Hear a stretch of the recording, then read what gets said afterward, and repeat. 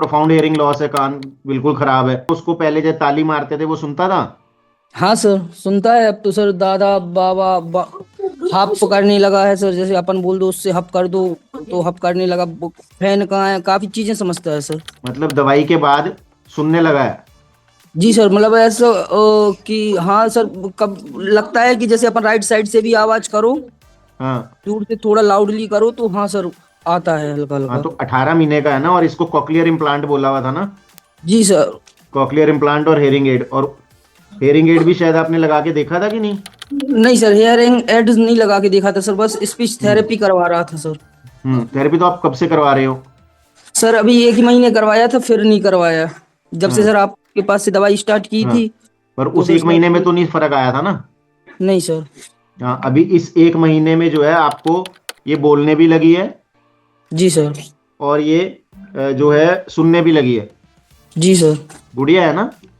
जी sir, मतलब थोड़ा loudly अपन आवाज करूँ ना राइट साइड से तो सुनता है सर। हाँ तो सुनने लगा ना, देखो इससे बड़ी कोई चीज नहीं हो सकती, कॉकलियर इम्प्लांट तो लाखों का खर्चा है। जी सर। और बच्चे के केस में अगर एक महीने में आपको फर्क मिल गया है, तो बीच में कोई खांसी जुकाम की कोशिश करो ना दे वो दवाई। इसको जल्दी से जल्दी ठीक करना है हमें, बिना कोई अंग्रेजी दवाई, बिना कोई एलोपैथिक। जिस टॉपिक के बारे में आज हम बात करने वाले हैं वो है cochlear hair cells and treatment for hearing loss. अब क्या होता है कि कान में जब भी हमें सुनने की पावर क्षमता कम हो जाती है तो इसका मतलब अंदर के कॉकलिया के सेल्स जो है वो खराब हो गए। ठीक है, अब जैसे कि आप देख पा रहे हैं यहाँ पर कि ये यहाँ पर कान का स्ट्रक्चर है, ये सबसे अंदर कॉकलिया है, ये इसकी हजारों के हिसाब से नसें हैं कॉकलिया को जो सप्लाई कर रहे हैं, और इस तरह के ये काफी सारे सेल्स हैं। इन सेल्स के अंदर जो है खराबी आ जाती है, जैसे कि कई बार बिजली के ऊपर पानी गिर जाता है तो ये खराबी आ जाती है। तो कईयों के एमआरआई में भी आ जाता है कि अंदर फ्लूइड भर चुका है, खासतौर पे बच्चों के केसेस में ऐसा ज्यादा देखने को मिलता है।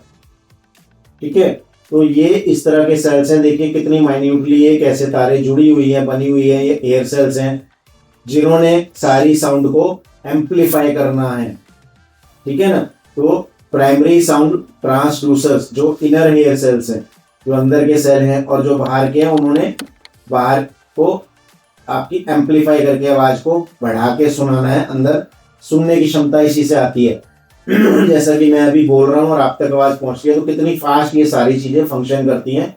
बट ये बहुत ज्यादा डेलिकेट होते हैं, बहुत ज्यादा सूक्ष्म होते हैं, और बड़े आसानी से टूट जाते हैं, खराब हो सकते हैं।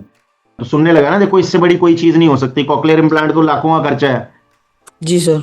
और बच्चे के केस में अगर एक महीने में आपको फर्क मिल गया है, तो बीच में कोई खांसी जुकाम की कोशिश करो ना दे वो दवाई। हमारी जी सर। दवाई की डोज डबल कर दो, 3 बार की जगह 6 बार कर दो, उसको 7 बार कर दो, जल्दी से जल्दी वो सेटल हो जाएगा। नहीं सर, अभी सुबह शाम का बोला था सर ने सर, उसकी सुबह अभी शाम सुबह इसको। शाम है ना, अभी इसको बढ़ा दो, 3 बार 4 बार 5 बार कर दो, सर एक एक गोली। जब तक खांसी जुकाम नजला है, जी जी सर। तब तक के लिए। ठीक है ना? और क्या क्या फर्क लगा है, और क्या क्या सुनने लग गया है? सर अभी तो इतना कंफर्म नहीं हो पाता है सर। मतलब जैसे आप बोलते हो वो सुन जाता है, जी सर। और दवाई से पहले वो भी नहीं सुनता था? जी सर। अच्छा, घर में औरों को भी लगा है किसी को कि फर्क है इसको? जी सर, लगता है सर कि हाँ, कभी कभी लगता है, कभी कभी नहीं हाँ। लगता है सर। नहीं तो पहले तो जैसे आप बात करते थे, आपने बोला कि पंखा कहाँ है, और ये वो सुनता ही नहीं था, समझ तो सुनता ही नहीं था, तो क्या बताएगा वो, जवाब क्या देगा? जी सर, इसका लेफ्ट ईयर, लेफ्ट लेफ्ट वाला सर सही था, राइट वाला, राइट वाले में प्रॉब्लम थी सर। राइट वाले में प्रॉब्लम थी, और राइट वाले में तो पूरा बंद है, जी सर। और लेफ्ट वाले में जो है वो भी मॉडरेट था, वो भी मतलब 60-70% के करीब खराब था वो भी। जी सर। लेकिन जब आपने दवाई शुरू करी थी उस समय जब आप पूछते थे तब नहीं सुनता था ना इसको। जी सर, सुनता। ठीक है ना? पर आपको ये महसूस ऐसा लग रहा है कि जब से दवाई शुरू करी है सुनने में सुधार आया है। जी सर। अब वो लेफ्ट में आ रहा है कि राइट में, ये नहीं पता चल रहा आपको। जी सर, जी नहीं पता सर। ठीक है ना? तो जैसे राइट में खड़े होके बोलते हो तो वो सुनता है? जी सर, बिल्कुल हाँ, शांत हो जाता है। मतलब अपन जैसे मोबाइल लगा दो तो बिल्कुल, मतलब ऐसे बिल्कुल शांत सा रह जाएगा। अच्छा, और लेफ्ट से थोड़ा ज्यादा सुनने लगा है? हाँ ठीक है, ठीक है भाई, इसके लिए आप यही करो। ठीक है, और कुछ पूछना है तो बताओ। सर, अभी इसको दवा कितनी कितनी बार पिलाऊं सर? अभी मैं आपको अभी कॉल करवा देता हूँ। जी सर। ठीक है, अभी कॉल करवाता हूँ, वो सारा बता देंगे आपको। Okay sir. ठीक। इस वजह से कोई भी एंटीबायोटिक तेज दवाइयाँ, कोविड या उसके जो आफ्टर इफेक्ट्स हुए हैं, ठीक है, नॉइज शोर में हम ज्यादा चले गए, या उम्र के साथ भी ये चीजें हो जाती हैं। ये हेयर सेल जो है कॉक्लिया के अंदर जो सेल्स हैं उसको हेयर सेल्स बोला जाता है। अब जैसा कि आप यहाँ देख रहे हैं, ये देखिए कान के अंदर टिनिटस या हियरिंग लॉस, जब सेल्स बन ही नहीं सकते, फिर से रीजनरेट नहीं हो सकते, तो परमानेंट हियरिंग लॉस। कोई भी हियरिंग लॉस है, चाहे वो 10% है, 20% है, बहुत लोग कहते हैं जी पीछे से बोलते हैं हमें सुनता नहीं है, 3-4 लोग इकट्ठे बोलते हैं हमें सुनता नहीं है, या हमें थोड़ा जोर से बुलवाना पड़ता है, टीवी की आवाज बढ़ा के सुननी पड़ती है, या रिपीट करानी पड़ती है, क्या बोला है करके समझना पड़ता है। तो 50, 60, 70%, 80% हियरिंग लॉस हो चुका है। और अगर इससे भी ज्यादा आपको दिक्कत होती है, बोलना पड़ता है, तो इसका मतलब और ज्यादा अंदर खराबी है। तो ये इस तरह के ये यहाँ पे अंदर सेल्स हैं जो खराब हो गए हैं, जिसकी वजह से जब आप ऑडियोग्राम कराते हो ये ग्राफ नीचे आता है। जितना ये नीचे आएगा, जितना, क्योंकि कान के पर्दे में कोई खराबी नहीं है, पर्दा बिल्कुल नॉर्मल मिलेगा, पर्दे के अंदर की जो नसें हैं, जो कॉक्लिया के सेल्स हैं, वो डैमेज हो गए, तभी हियरिंग लॉस होता है। और जितना ये नीचे आता जाएगा, यहाँ तक अगर 20 से ऊपर है तो ये नॉर्मल है, और अगर ये नीचे आता गया तो ये खराब है। अभी आगे आपको बच्चे का केस दिखाएंगे। शायद हमारे पास फर्स्ट केस ऐसा है जो 18 महीने का बच्चा, जी हाँ, कॉक्लियर इम्प्लांट जिसको बोला हुआ था, 18 महीने का बच्चा, और वो ठीक हुआ है, सुनना शुरू हो गया, बोलना शुरू हो गया है, और काफी चीजें 1 महीने के अंदर, 2 महीने के अंदर उसकी इंप्रूव हो गई है। ठीक है, तो ये ऐसे सेल्स हैं जिसके ऊपर हजारों सेल्स हैं, नसें हैं, जिनके ऊपर दवाई ने काम करना है। ठीक है, तो यहाँ पे भी आप देखेंगे, this is electronic device that bypass the damage hair sales.